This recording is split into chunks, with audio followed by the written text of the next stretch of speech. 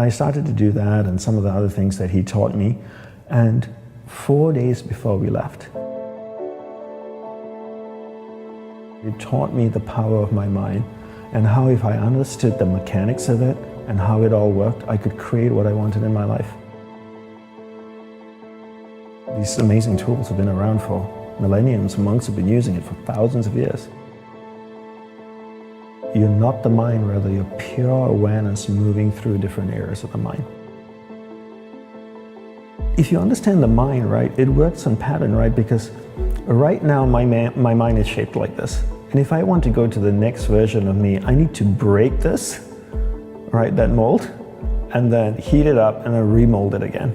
And that process of breaking in order to reshape it is where I go, this is really difficult, this is painful, I don't really want to do this. And then it needs to reshape again. And then you get comfortable, the mind gets comfortable with being in its new shape, version 2.2, and then to get to 2.3, you need to break that shape again. And that's when you go like, oh, this is difficult, this is crappy. I think I should stop. And then it needs to remold again. And that's the part of growing, right? And you just realize after a while that every time you move yourself to the next best version of you, you're going to go through that process of everything in your body readjusting. The patterns in your mind need to break and adjust. Your nervous system in the body is comfortable now with how life is currently. But if you want to go to the next version of you, it needs to adjust everything. Your muscles, your body, your nervous system needs to adjust to the next version of this.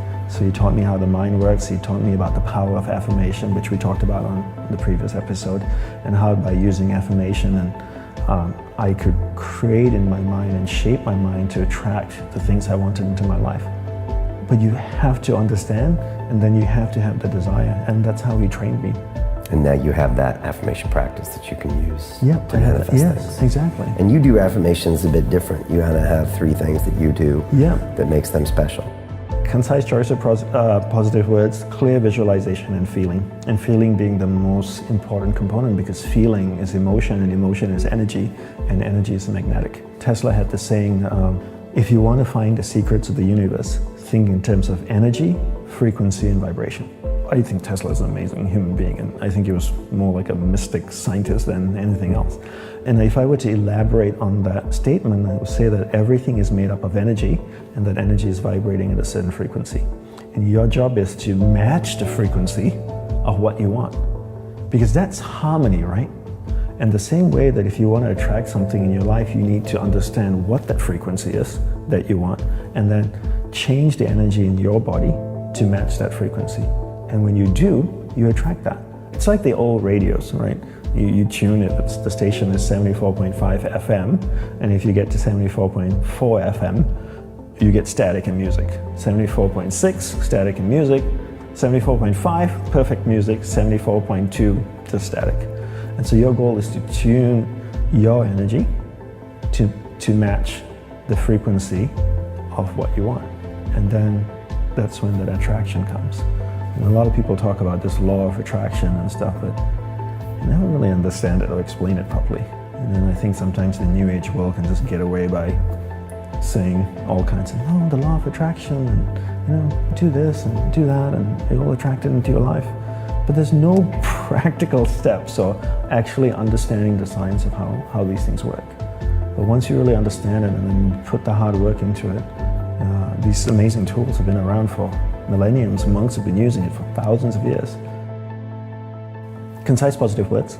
Concise positive words. Clear visualization. Clear visualization. And corresponding feeling. Right? The feeling is emotion. So when I say corresponding feeling, if you want something, you need to match the frequency of what you want. So remember what Tesla said, think in terms of energy, frequency, and vibration. Right? Everything is made up of energy, and that energy is vibrating at a certain frequency. So if I want to be in harmony with you, I need to feel how you feel, and how does Brian sit, and how does he talk, and how does he stand. It's same like actors, that's what they do, right? Actors. Somebody needs to play Cleopatra or King Richard or whatever it may be, they try and feel that person, right? Or even James Bond. James Bond has a certain way that he walks and talks. And there's so many people have played James Bond, right? 6 or 7 people, however it is. But you never go, oh, that doesn't feel like James Bond. They all have that James Bond walk. Because what have they done? They've really moved their awareness into that area of the mind, and they started to feel the character. How he sits, how he talks, the little things that Bond does, how he adjusts his coat. And then you forget that that person is playing James Bond. You look at that person and you go, oh, that's Bond. And that's really what it is with affirmation, is you're trying to change your energy in your mind to match what it is you want. And when those two things are vibrating the same frequency, then you attract it. Think in terms of energy, frequency, vibration. Pull all the energy in one place, you change the frequency of that energy to the frequency you want, and then you send it back out again. And that's something that's never taught. And I always say to people, life is a manifestation of where you invest your energy. Whatever you put energy into will start to manifest in your life. So energy, the best way to look at energy is to look at energy the same way you look at water. So if I took a watering can and I watered a garden bed, would the weeds grow or the flowers grow? Both, right? Yeah. Because water can't tell the difference between the weeds and flowers. Energy is the same way too. Whatever I put energy into will grow. If I put energy into something negative, it will grow. If I put energy into something positive, it will grow. Energy has no ability to discriminate between positive and negative. Whatever I put energy into will grow. So your life is a manifestation of where you put your energy into, where you invest your energy.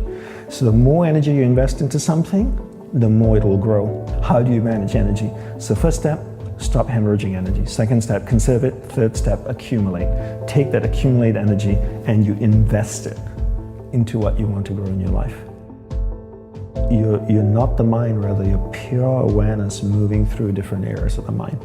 And I define concentration as my ability to keep my awareness on you for an extended period of time until I make a conscious choice to shift it to something else. So most people allow someone or something outside of them to control where their awareness goes. So I'm chatting with you, my phone goes bing, I pick it up, and my awareness gets dragged there. Another notification comes, my awareness goes there. I see a noise out there, I hear a noise out there, my awareness goes over there.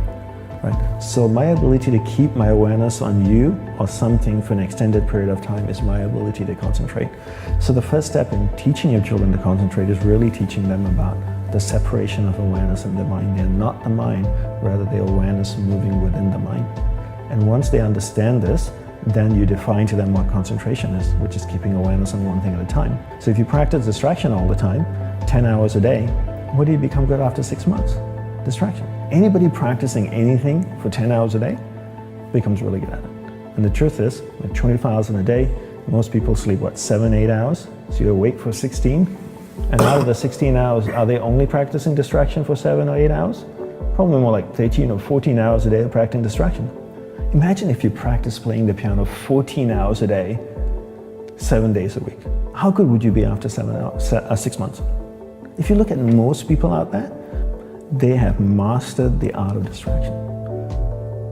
But they don't even know that. They don't even know. Concentration is at the very core of all human endeavors and success.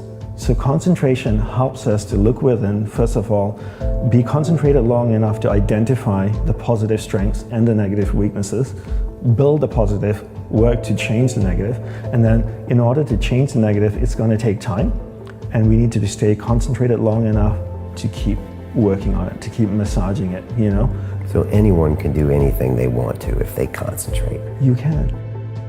Your greatest contribution to humanity is your own self-realization, your own enlightenment. As you uplift yourself, you uplift everyone else around you. Fast forward 50 years from now, or 55 years from now, I can look back on my life on my deathbed and go, what an amazing life. I would not have traded it for anything in the world. And that's the case for being concentrated, so that you can truly enjoy every experience in your life and be present. And being present means being able to be concentrated. Ultimately, we all want to be happy, right? I think that's a fair statement to say. I say happiness should never be pursued. Don't pursue happiness, but rather pursue a lifestyle where the byproduct of that lifestyle results in happiness. So I spend time with my family, I feel happy. Have a glass of wine with someone I like or love, I feel happy.